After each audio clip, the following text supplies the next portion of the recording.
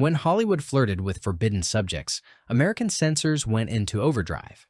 The pre-code era unleashed films so provocative, so bold, that newspapers demanded government crackdowns and church groups stormed theaters in outrage. But what exactly made these movies so scandalous that entire towns tried to ban them? Tonight, we're pulling back the velvet curtain on 14 pre-code films that sent shockwaves through conservative America and changed the course of movie history forever. Are you ready for the stories they didn't want you to see? Babyface, 1933. The sheer mention of Babyface was enough to rattle the nation's moral guardians.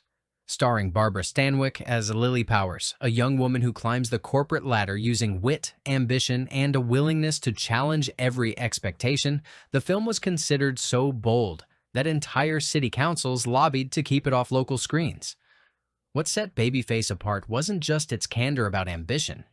It was the way it dared to flip the American dream on its head. Here, Lily isn't a victim of circumstance. She's a self-starter who manipulates the powerful men around her, and the script makes no apologies for her ambition. As rumors about the film spread, newspapers dubbed it a corrupting influence, and religious groups picketed theaters from coast to coast. What's more, when censors got their hands on the script, they demanded cuts so drastic that 2 different versions of the film were produced, one for public release and another for the censors' eyes only, in Pittsburgh, Cleveland, and Chicago. Local boards demanded further edits, fearing the story would give dangerous ideas to young women. But the panic didn't stop at the theater doors. Editorials claimed Babyface was a direct threat to the decency of American society, and politicians called for stricter enforcement of the Hays Code. Ironically, all this outrage only made the film more popular. Audiences flocked to see what all the fuss was about, and Barbara Stanwyck's performance became legendary. In the end, Babyface wasn't just a film. It was a catalyst for a nationwide debate about women's roles, ambition, and the limits of cinematic storytelling. Redheaded Woman, 1932. When Redheaded Woman hit American screens in 1932, nobody was prepared for the tidal wave of controversy that followed. Jean Harlow stars as Lil Andrews, a secretary who targets her boss and doesn't mind trampling over social conventions along the way. In a country still reeling from the effects of the Great Depression, the film's flippant attitude toward marriage, loyalty, and class boundaries struck a raw nerve.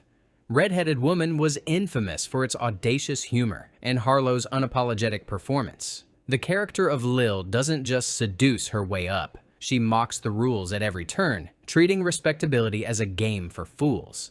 Critics and church groups pounced, warning that the movie's attitude toward romance and ambition was an affront to American values. In Boston and Chicago, censors insisted on heavy edits, and entire plot lines were scrubbed from prints shown in certain states. The panic spread further as stories circulated about women imitating Lil's rebellious style. Editorials denounced Hollywood for encouraging loose morals, and some towns threatened theater owners with closure if the film played. In several states, screenings were canceled outright after protests from local ministers. Studio bosses scrambled to defend the picture, but the outcry was so intense that it became Exhibit A in congressional hearings on movie regulation. Even as it fueled national outrage, Redheaded Woman became a sensation, cementing Jean Harlow's status as the ultimate screen rebel. Its legacy is one of daring, controversy, and a fearless willingness to thumb its nose at polite society, an attitude that still resonates with viewers today.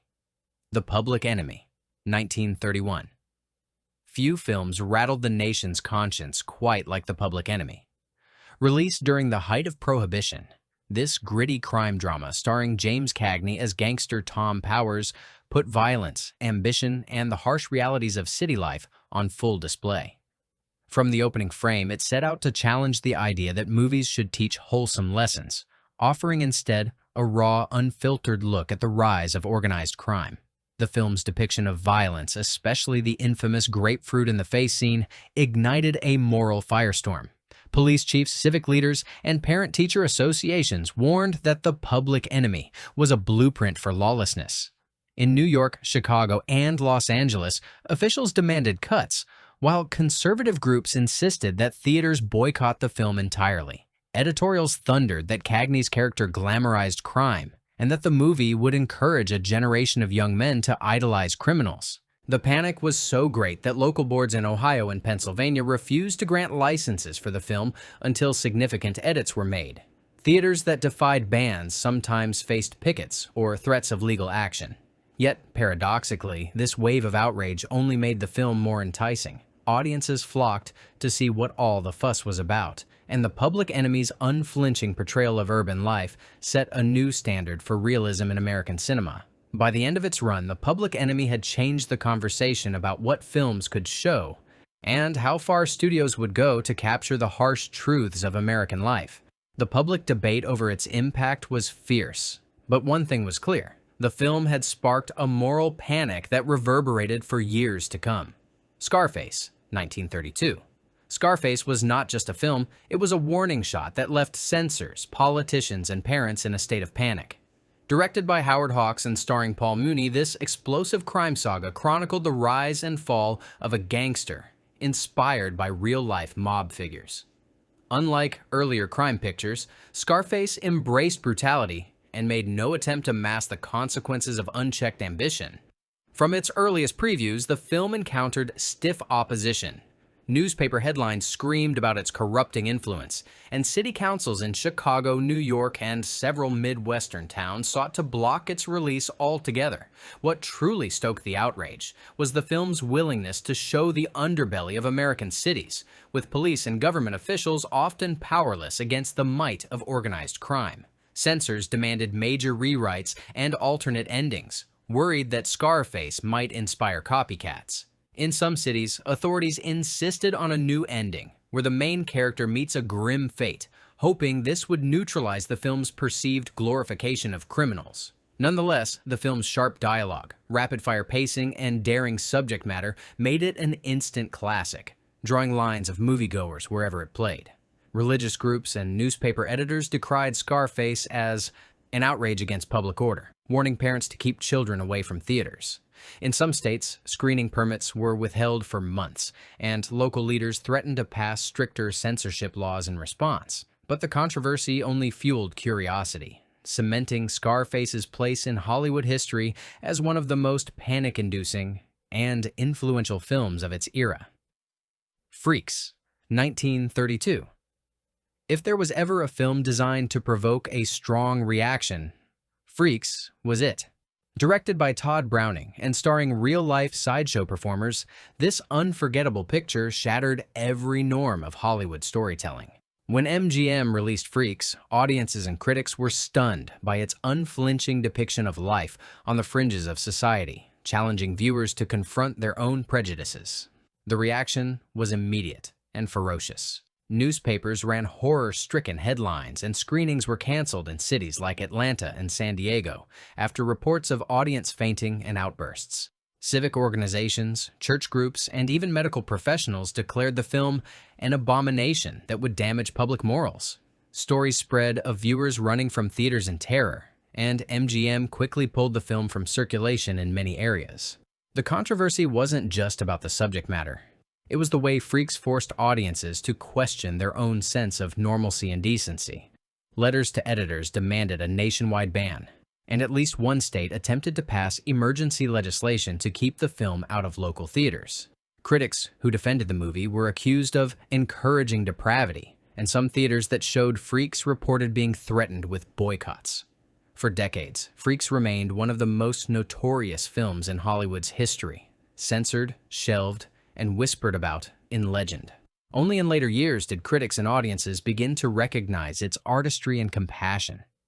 But at the time, Freaks sparked a moral panic so intense that it became a touchstone for every debate about what movies should and shouldn't dare to show. Tarzan and His Mate, 1934. The outcry over Tarzan and His Mate may seem surprising today, but in 1934, this adventure epic sent American censors scrambling. The film starred Johnny Weissmuller and Maureen O'Sullivan, and what set it apart was its daring portrayal of physicality and partnership in the untamed jungle. For the first time, audiences saw Tarzan and Jane as equals, forging their own code, far from civilization's prying eyes.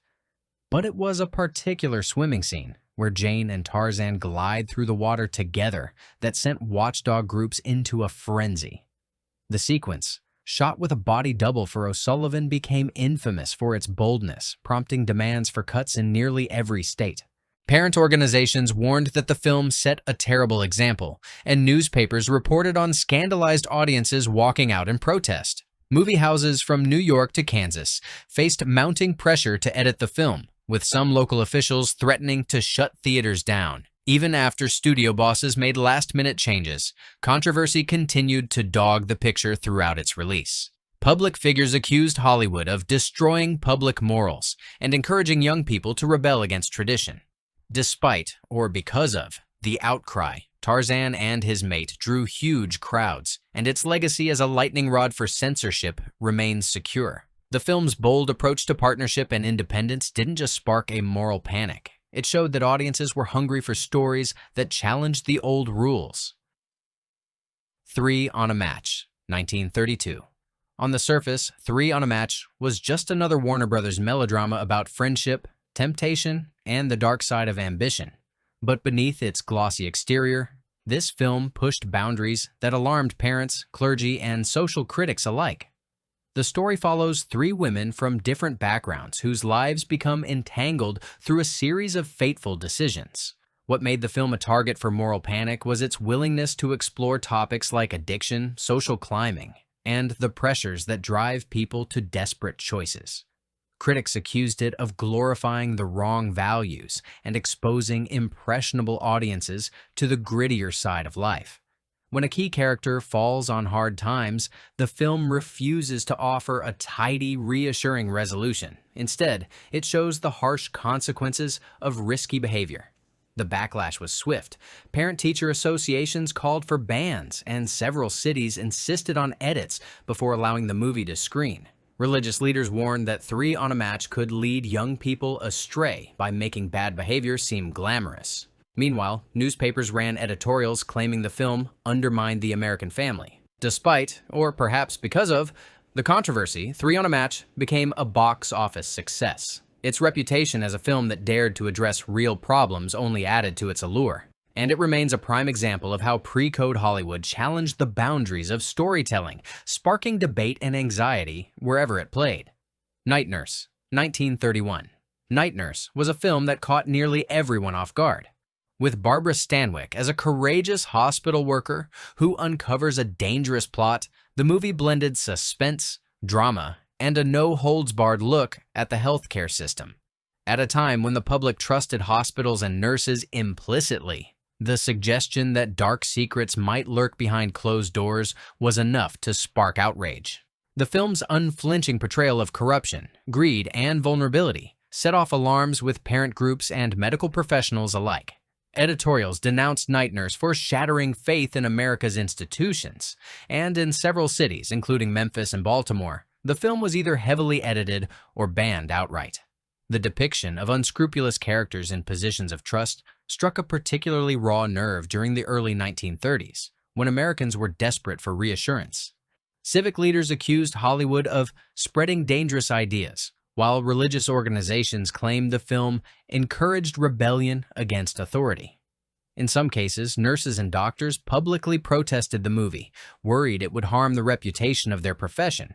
Studios pushed back, insisting the film was a work of fiction, but the outcry continued to grow. Despite the panic, Night Nurse's reputation soared. Audiences were captivated by its blend of suspense and social commentary, and the film's willingness to take risks helped set the stage for more daring Hollywood storytelling. Today, Night Nurse stands as a testament to pre-code cinema's power to provoke, and the fear it inspired in those determined to keep American life within safe boundaries. The Story of Temple Drake, 1933.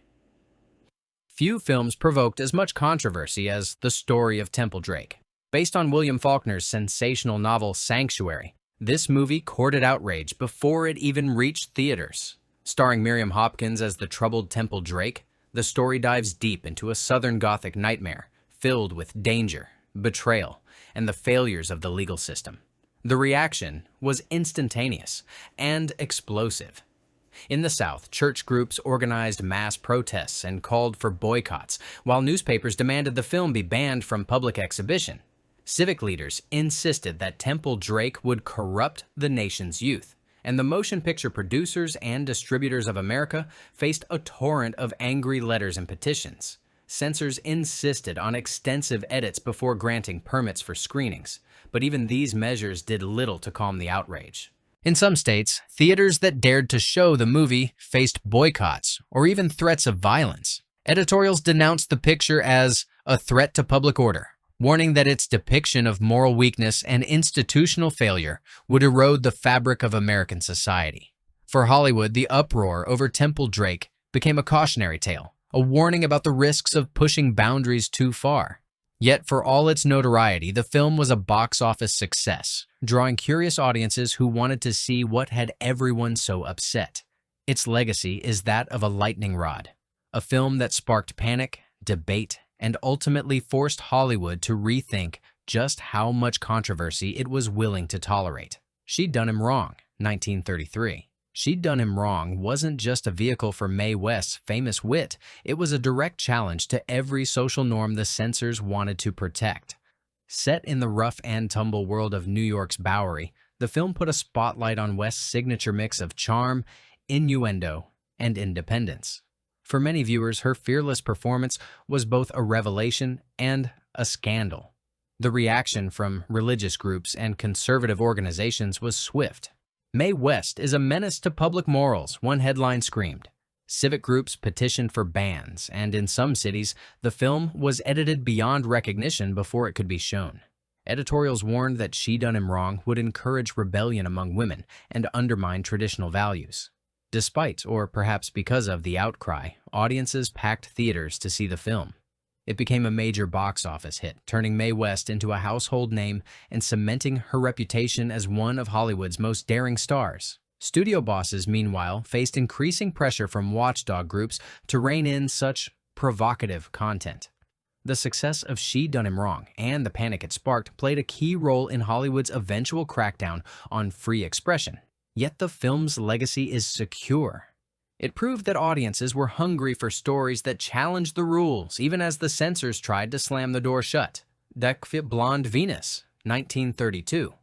Starring Marlene Dietrich, Blonde Venus delivered a heady mix of glamour, grit, and controversy. The story follows a nightclub performer forced to make impossible choices for her family. What made the film so incendiary wasn't just its story. It was Dietrich's bold screen presence and the film's willingness to depict the struggles of women in a world that often left them powerless.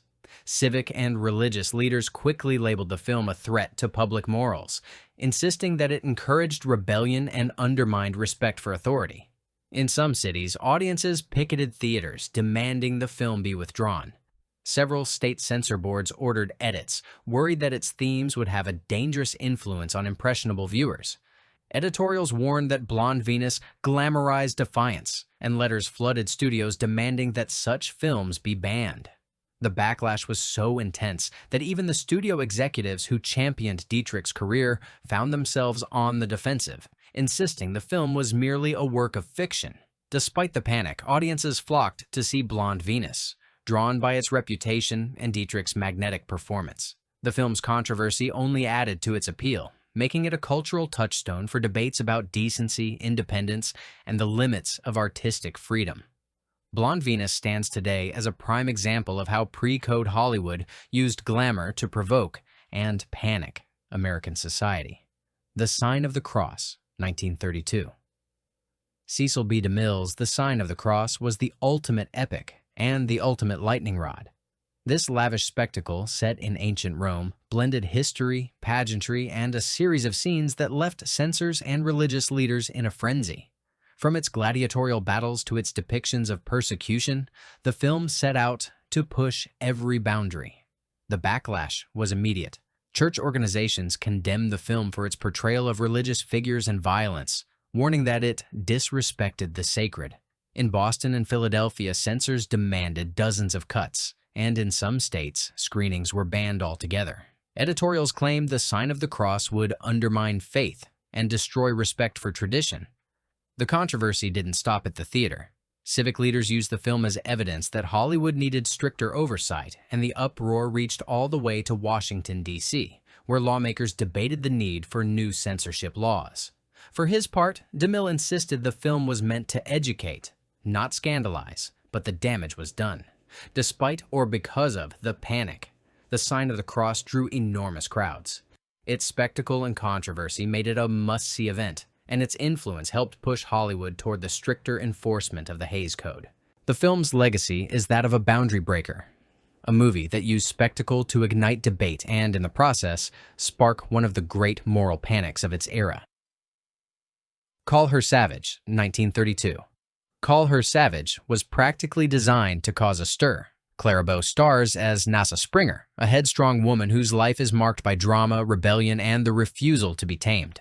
The film didn't just challenge traditional roles for women, it obliterated them, showing a character who lived by her own rules and paid the price for her defiance. The reaction was predictably fierce. Religious organizations, women's groups, and city councils lined up to denounce the film, warning that it would corrupt the morals of the young. In Chicago and other major cities, censors demanded cuts before the film could be shown, and in some areas, screenings were canceled entirely after public protests. Editorials accused Call Her Savage of glamorizing rebellion and undermining respect for authority. Letters poured in from concerned parents, demanding that the film be pulled from theaters. Studio executives found themselves defending the picture in the press, insisting that it was a cautionary tale, not an invitation to misbehavior. Yet the controversy only added to the film's allure. Clara Bow's performance became the stuff of legend, and audiences flocked to see what all the fuss was about. Call Her Savage stands as a testament to the power of pre-code Hollywood to provoke, challenge, and, most of all, spark a moral panic that echoed far beyond the theater walls. Ecstasy, 1933. Few films caused as much hand-wringing and pearl-clutching as Ecstasy, a European import starring Hedy Lamarr.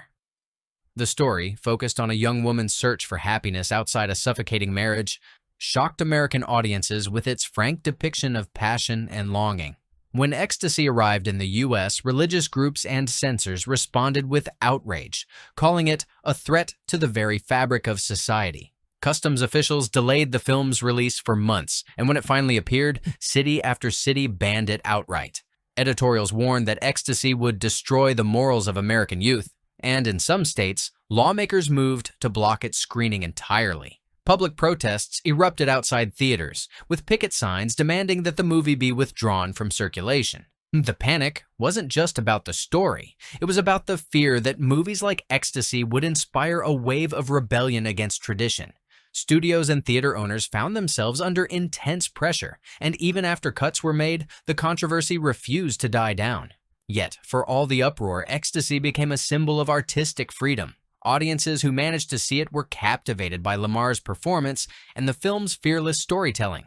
Today, Ecstasy stands as a reminder that the most powerful films are often those that spark the greatest panic, forcing society to confront what it would rather keep hidden. So there you have it, 14 pre-code films that sparked panic, protests, and headlines across America. Each one tested the boundaries of what movies could show, forcing society to grapple with questions that are still debated today. Which of these films would you be brave enough to watch? Let us know in the comments. If you're fascinated by Hollywood's wildest chapters, don't forget to like, subscribe, and share. We've got plenty more untold stories coming your way.